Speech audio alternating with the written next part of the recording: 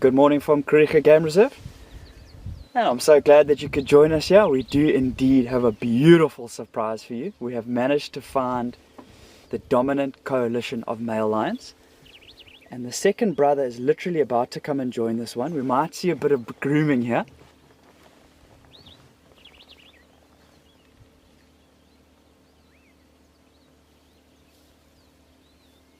Wow, look at that.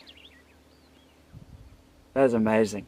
So I might have forgotten, in the excitement of these males joining in, I might have forgotten to introduce myself. So I'm Nick, I'm going to be your photo naturalist for today during our escape to nature here at Kariega. So this second male who's just come to join, he has been under quite a thick bush. And he's just come over just to reinforce and strengthen those bonds between the two. Remember, they are brothers. And further across to my eastern horizon, there is what looks like a big bank of cloud and rain coming in. So we may potentially see these males starting to move off to find some better shelter.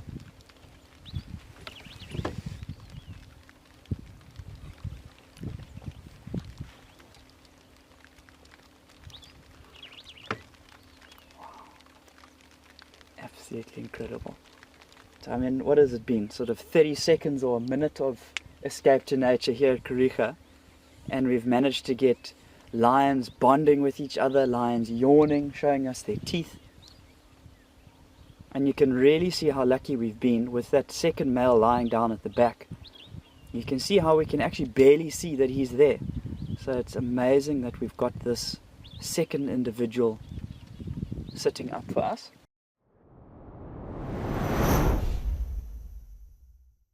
This little crowned lapwing seems to be the most dominant feature of the landscape from things with a backbone point of view. But he also seems rather sedate now. Yeah, I had a drink, pecking sort of inadvertently at the ground every now and again. But everything got very, very wet last night. We had about 50 millimeters of rain, which for Northwest Province standards is a lot. Normally, of course, we see these guys in flocks, but this one seems to be on his own today. Maybe they got separated after the rains. I would think they all just dushed? That's a mixture of rushed and dashed, in case you weren't sure. They dashed for cover last night, probably to get out of the rains, and maybe a lot of the sort of more established pairs and little flocks got separated last night. What you got, Eagle? Ah, a little three-banded plover, also out and about this morning. So this rain should have brought out the insects, so we're very likely to see a lot of insectivorous birds today. They're patrolling the shoreline there, looking for little things just under the surface.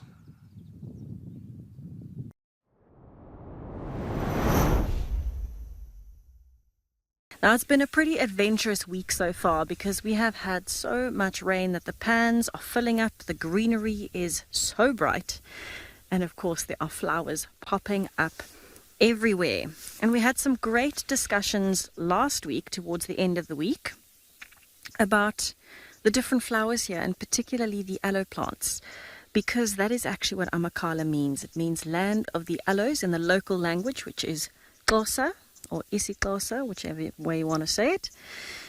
And this is the first one we've managed to find in the entire time that I've been here that's actually flowering. Now, it's called a bitter aloe, very aptly named. It is very bitter, and of course absolutely famous for those beautiful flowers coming up the top.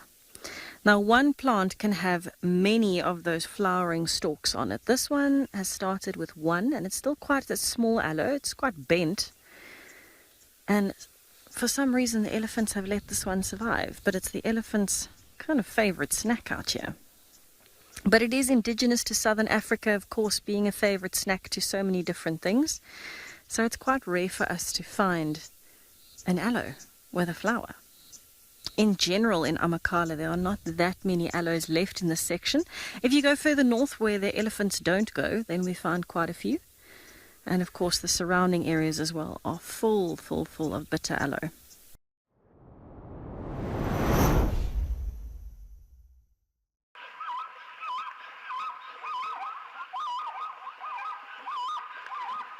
How incredible just to be able to not only hear the birds, but right now, of course, we are hearing a lot of the zebras.